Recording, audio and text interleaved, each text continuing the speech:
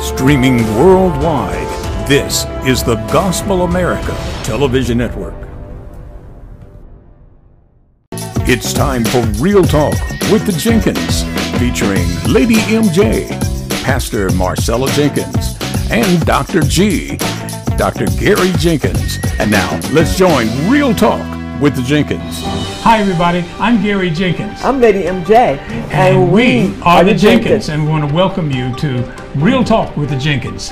Now this week we have a special program that we want to share with you because it's very touching and it's very, very important for us to get the word out about what's happening and how people here at home are responding to the attack on Israel. This is absolutely atrocious, and our hearts are broken.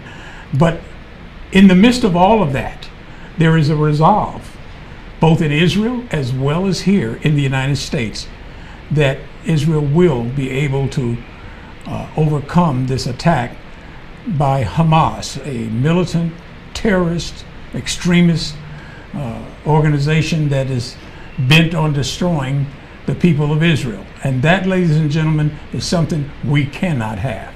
So our special guest is somebody that we want to share with you, introduce to you. Her name is Amy Mizell Flint. Yes, sir. And want to welcome you to Real Talk. Thank you so with much. the Jenkins. Amy, there's got to be so many emotions bubbling up from the in reaction to the attack on Israel by Hamas. And you are the president of Congregation Beth Israel. Yes, sir. So talk to us about that and what's going through your mind and the minds of others when we think about what has happened in Israel. Sure. So sadly, we are used to Israel having attacks, smaller attacks, you know, on a smaller scale. And so I think, you know, when people first heard that there was something going on in Israel, we all kind of thought, oh gosh, there's another attack in Israel. You know, not to be flippant, but you know, we've over decades we've seen it happen. But as we grew to understand the size of this attack and the number of people killed and taken hostage and wounded, and the scale that this attack was on, I think we understood that it's not just Israel that's under attack, it's all the Jewish people, and really anybody who Hamas deems, you know, the enemy. So for us, for me, it's fear and shock. Like you use the best word, resolve, to move past, we need to not just squash Hamas. Yes. We need to make it so that the world is a safer place. And at this moment in time, that starts with Hamas. With Hamas, correct. So when I look at all of the news clippings and the video clips, rather, and I was horrified. Now, I've been in war before. I'm an old Vietnam vet and was in combat there. But this really disturbed me because there are reports of babies being beheaded by Hezbollah, Hamas. Soldiers being beheaded. They're going beyond the norm, and in fact, this wasn't a military attack. It was an attack on innocent civilians, people at a concert. Right. You got to be kidding me! And they're paragliding in, and I saw all of that, and they're shooting and killing people as though that is something that they should be proud of. And what disturbs me, Lady MJ, is I watch the news, and here in America, colleges across the country, college students are protesting and blaming Israel for Israel being attacked. Right. Okay, that doesn't make sense. That's going to say, how does that make sense? It doesn't make sense. So they're blaming Israel for Hamas attacking them. Okay, Well, first of all, they've never been in combat. They don't know what in the world they're talking about. And this goes beyond politics. It goes beyond anti-Semitism. This is insaneness that is happening all over the world, but in particular with Israel. If I was a young trooper again, I would probably volunteer to go over and help fight with Israel. But okay, I'm almost an old guy. So, Almost. Not there yet. Not there yet, but almost. Do you or any of the members of Congregation Beth Israel? Do you all? I'm sorry. She's nudging me. Like, okay. You're asking my question. Oh, I'm sorry. Yeah. Can I just jump in really quick with Sure. I just wanted to give a little bit more of a description. Sure. So you talked about, people, innocent civilians, and I wanted to kind of set the scene a little bit for the day, for what that day was on that Saturday. Please do. So Saturday was one of the happiest Jewish holidays of the year, Yom Sukkot. Kippur. Sukkot. Oh, Sukkot. Yes, it's the Jewish Thanksgiving, and so the people who were out there celebrating were celebrating because it was a holiday, and it was a Sabbath. So it was, so it was a day of rest and a day of celebration and a wonderful day. Those people were the people that were at the concert. That concert was a big party, and then of course it was the 50th anniversary of the start of the War of Yom Kippur. Yes. And so there was obviously that memory, but Israelis are, strong and are they're a people that work to move past that, and with memory, of course. But and so I just wanted to kind of set that scene that it wasn't just some regular day. It was a wonderful, happy day, and they were excited to, for that day to come. This is this time of the year that it's our kind of a high holiday time. We have I have 4 different holidays in a couple weeks span, and so there's the fact that that specific day was chosen to have these attacks was very intentional. It was not a a coincidence. And so I'm sorry, I didn't mean to jump in on you. I just wanted to kind of make sure that your audience fully understands the harsh reality of that story, of that day. So do you have family over there?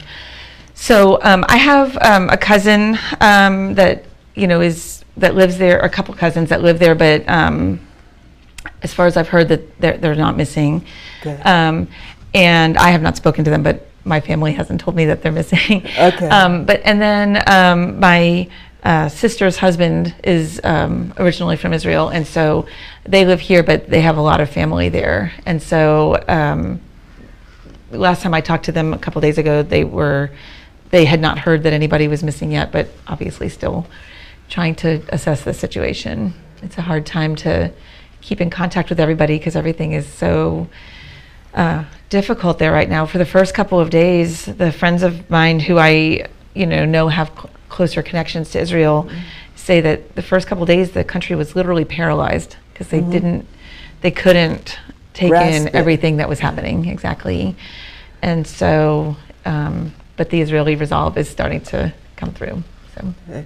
So you were saying one of your relatives that were here on Sunday had to go back Sunday? Yes, my sister's nephew was here visiting, was in Florida visiting, and once the attacks happened on Saturday, he had to leave on Sunday to go back because in Israel, everybody from the age of 18 to 22 serves in the military, and then you're always on call basically to be called back should something happen. So I think I heard there were like 300,000 members of the military called back, or reservists called back. Yes, sir. Wow.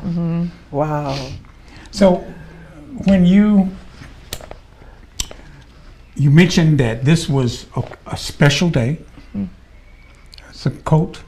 Sukkot, yes, sir. Sukkot was being celebrated.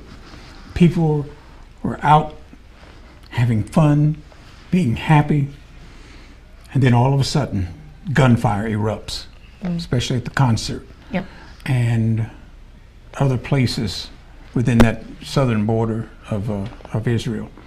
Hamas comes in. I saw the bulldozer tearing down the fence, and they're coming through the fence over between Gaza and Israel.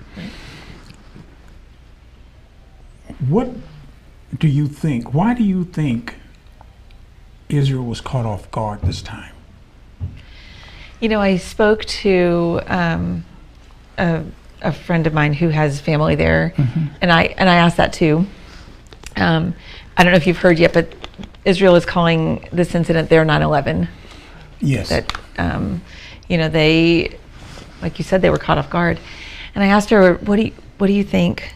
What do you think happened? And she said, I'll never forget her words. She said, right now is not the time to figure out the why or the how. Right now we have to heal. We have to get our people back. We have to work to, you know, solve the problem. But so, you know, to me, and this is just me personally, I think that, you know, the military we're always looking for high tech, you know, I mean, we are a high tech society, and I think the military is so used to looking for all those, you know, those high tech ways of communicating. I feel like Hamas was low tech and they just missed it, you know, and so. Well, we're going to learn more about the reaction of Jewish people here in America in response to the attack on Israel by Hamas in a moment. You're watching Real Talk with the Jenkins. I'm Dr. G. I'm Lady MJ. And we are the Jenkins. Real Talk with the Jenkins. We'll be right back after these messages. The definition of an expert is a person who has comprehensive knowledge, skill, and experience in a particular field. Michelangelo was an expert in sculpting and painting. But if you're looking for an expert in transmissions, then look no further than Gray's Transmissions. So if you find yourself in need of a new transmission, you need to make sure you have someone with expertise and experience. We should know because we're the experts. Give us a call at 203-410-6053. Call us and we'll be happy to pray with you on any issue. But come and worship with us at the Eagle's Wings International Worship Center, 718 West Avenue Y in San Angelo.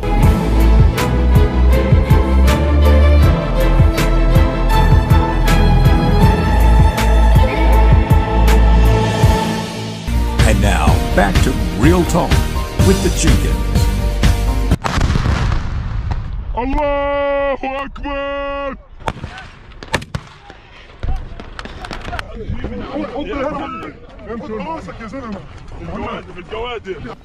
We're back, and you're watching Real Talk with the Jenkins. I'm Dr. G. I'm Lady MJ.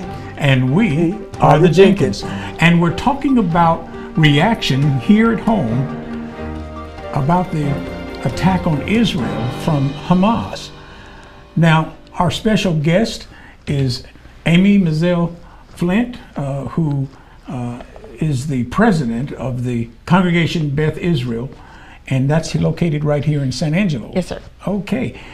Talk to us. You recently had a prayer vigil in response, because it's not about just Jewish people responding. I mean, there are people all over the United States, and including us, who are appalled at what has happened.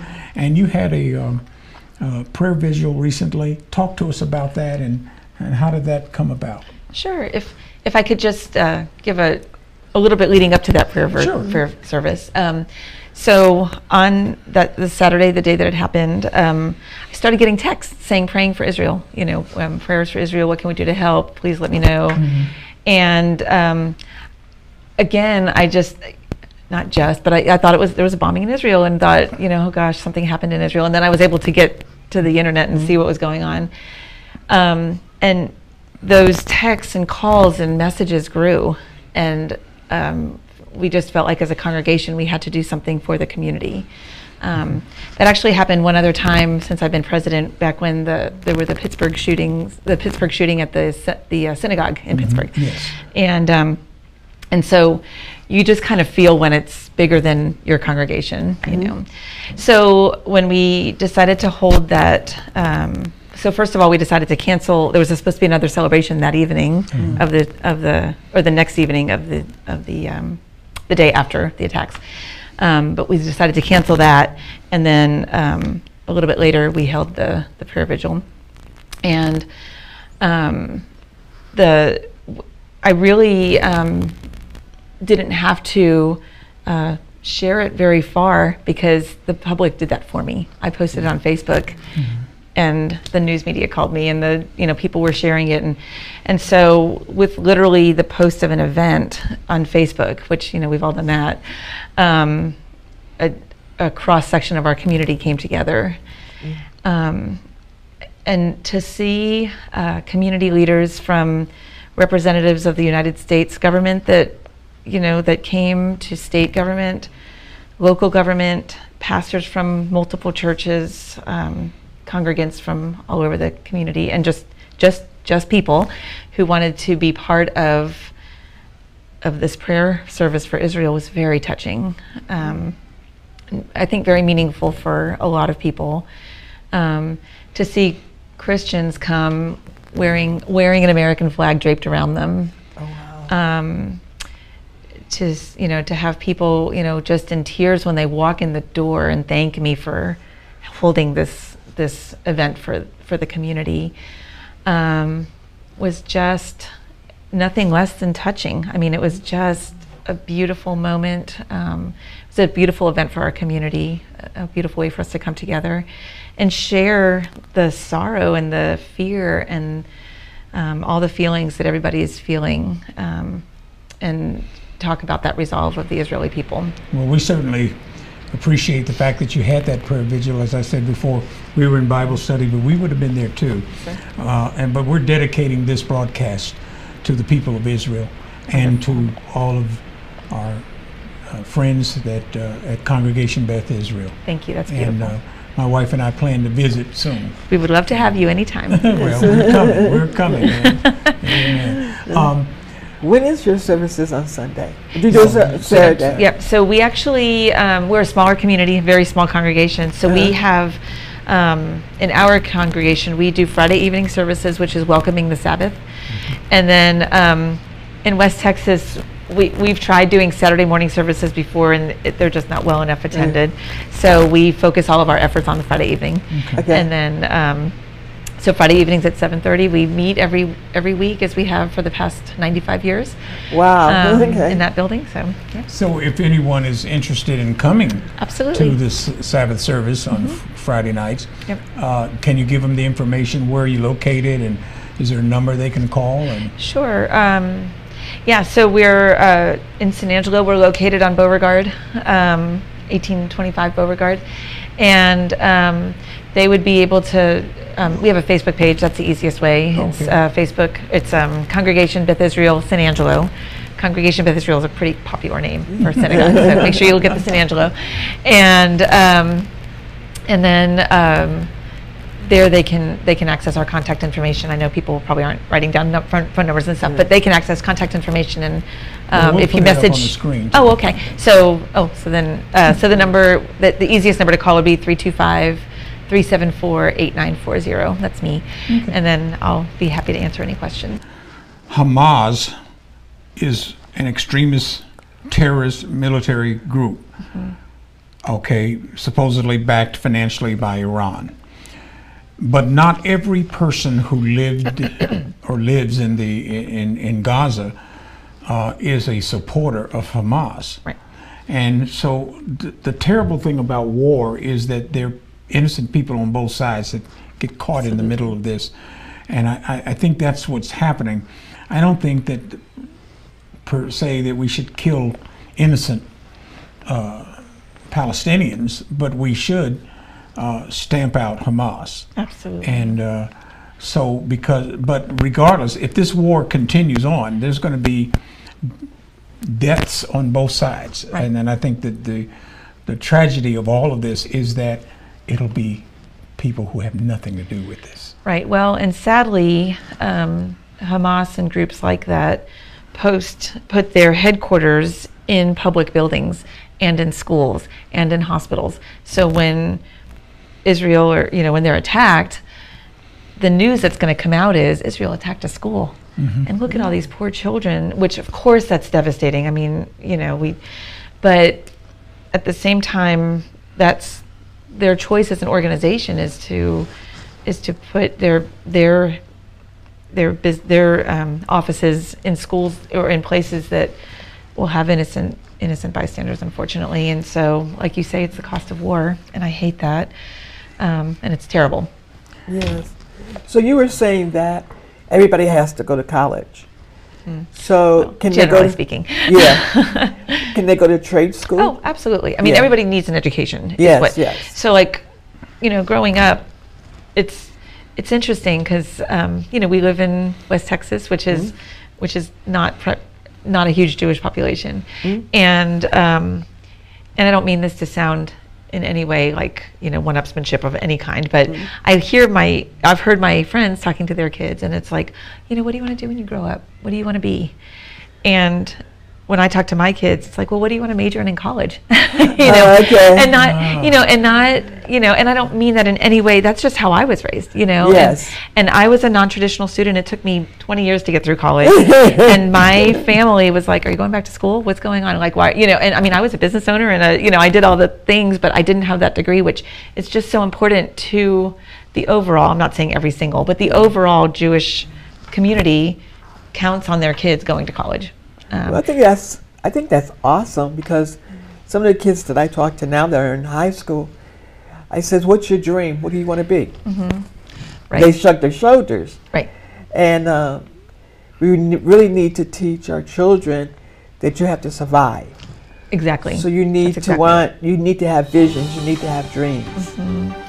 Yeah, and you need to know how to get there. Absolutely. Well, I hate to break this up, but we got to go to a commercial break. All right. And we're going to be right back in a moment. You're watching Real Talk with the Jenkins. I'm Dr. G. I'm Lady MJ. And we are the Jenkins. Real Talk with the Jenkins. We'll be right back after these messages. The definition of an expert is a person who has comprehensive knowledge, skill, and experience in a particular field. Michelangelo was an expert in sculpting and painting. But if you're looking for an expert in transmissions, then look no further than Gray's Transmissions. So if you find yourself in need of a new transmission, you need to make sure you have someone with expertise and experience. We should know the word experts. Are you suffering from PAD, P-A-D, peripheral artery disease? It's the blockage of arteries and veins, and if left untreated, you could suffer amputation. But there's good news here at the San Angelo Cardiovascular Center of Excellence, where you can schedule an appointment without a long wait in a comfortable and safe environment. Here's the director of the San Angelo Cardiovascular Center of Excellence, Dr. Milton Leon. This is our procedure room where we perform interventions on patients with severe peripheral artery disease. These are patients that have severe narrowings in the arteries of the lower extremities, and we can improve the blood flow to the legs with a procedure that is performed through the skin. No surgery is required. For example, I will show you the pictures of the arteries to the legs on our patient today. In this picture, we see the flow to the left leg on our patient. She is a 75-year female with hypertension, diabetes mellitus, and hyperlipidemia, who has severe leg pain with walking due to poor circulation. As we see in this picture, she has good blood flow through this artery, but the artery next to that is 100% blocked. We're able to put a wire through the blocked artery, and then we remove the plaque and did balloon angioplasty. And this is the results of our procedure. We see now blood flow in this artery all the way towards the foot. So now the patient has two main arteries that provide blood flow to the foot instead of one prior to the procedure. Call the San Angelo Cardiovascular Center of Excellence at 325-999-1212. And now, back to Real Talk with the Jenkins.